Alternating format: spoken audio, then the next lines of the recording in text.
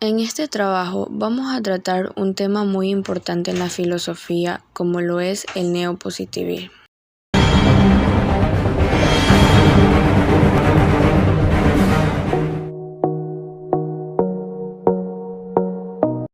El neopositivismo, también conocido como positivismo lógico, empirismo lógico o empirismo racional, es una corriente filosófica desarrollada durante el siglo XX que buscaba superar el positivismo.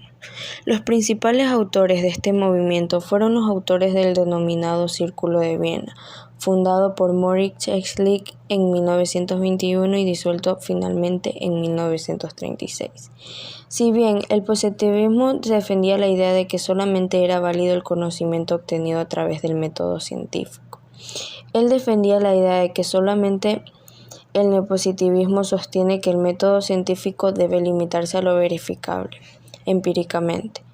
Una de las proposiciones más conocidas de esta corriente es aquella que afirma que solo es cognitivamente significativo aquel enunciado que es analítico y que puede verificarse por la vía empírica.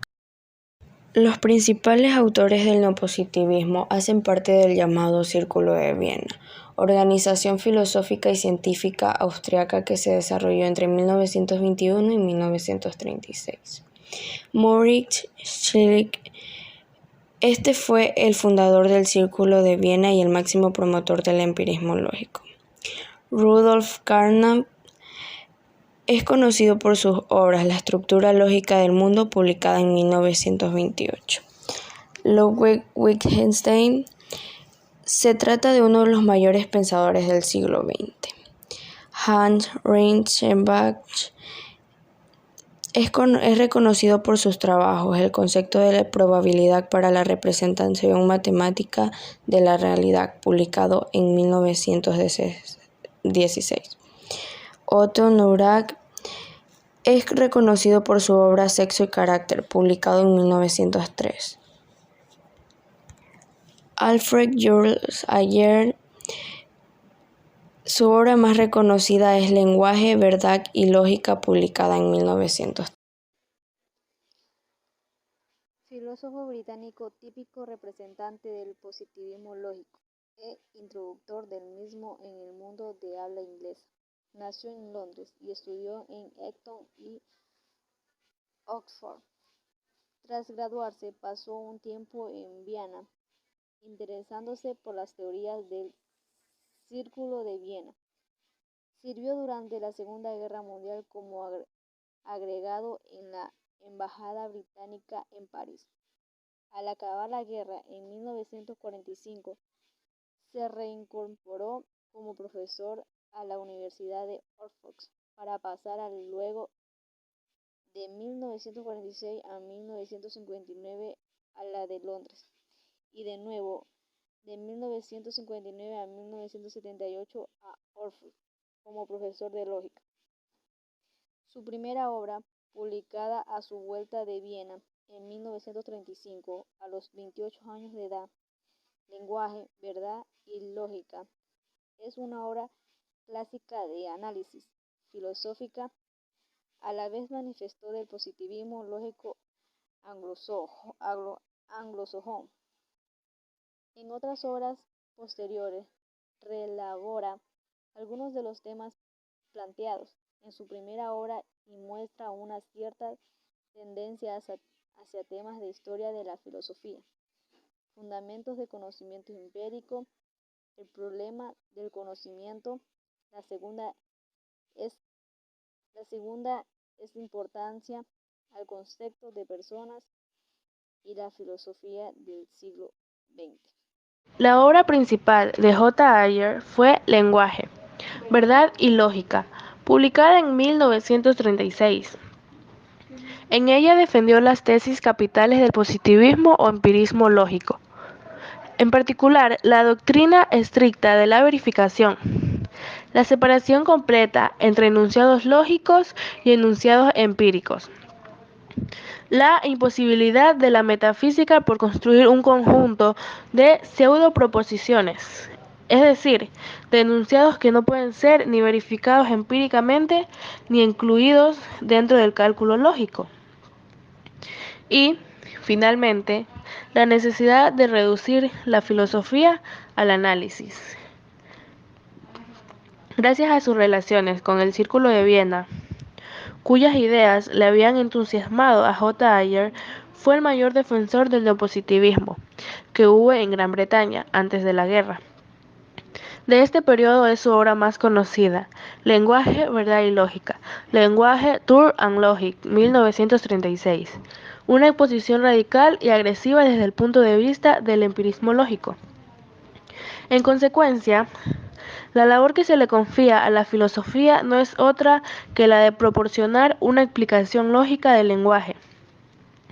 De este modo, Ayer se colocaba en el camino de la filosofía analítica, remitiéndose a Bertrand Russell y George Edward Moore, y distanciándose de Wittgenstein, quien afirmaba que la filosofía es un absurdo sin sentido, aunque se declaraba en gran deuda con él.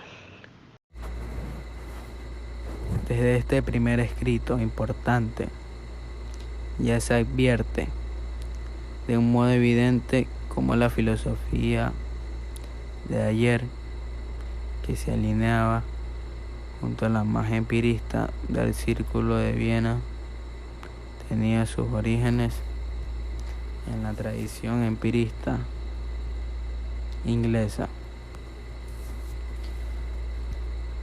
En efecto, a partir de ellas, Ayer atenuó el radicalismo de su primera obra, distanciándose definitivamente de los intereses lógicos, matemáticos y epistemológicos que dominaban entre los neopositivistas y centrándose en el problema del análisis del conocimiento empírico.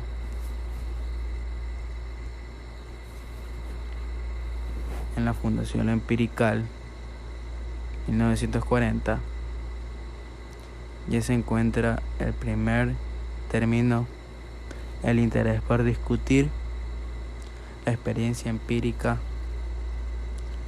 precisar los límites de la fenomenología y responder a las críticas de los escépticos contra el empirismo. Estos serían los temas presentes en sus ensayos y en sus obras sucesivas, en efecto, en su colección Ensayos Filosóficos.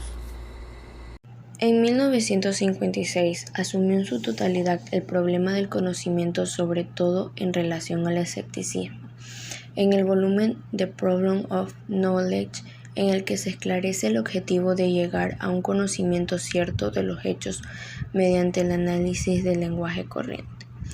En 1963 publicó otra colección de ensayos que abría con un escrito en el que recoge el problema del conocimiento del otro y discute las posiciones de Strawson.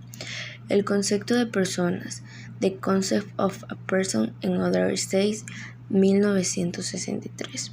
En este sentido, hay que interpretar su aproximación a la temática de la fenomenología y su último trabajo dedicado al pragmatismo, The Origin of Pragmatism, 1969. Su insistencia sobre este tema demuestra la exigencia que siempre tuvo por afrontar los problemas que traspasan los estrechos límites tradicionales del empirismo, como el de la intersubjetividad y la...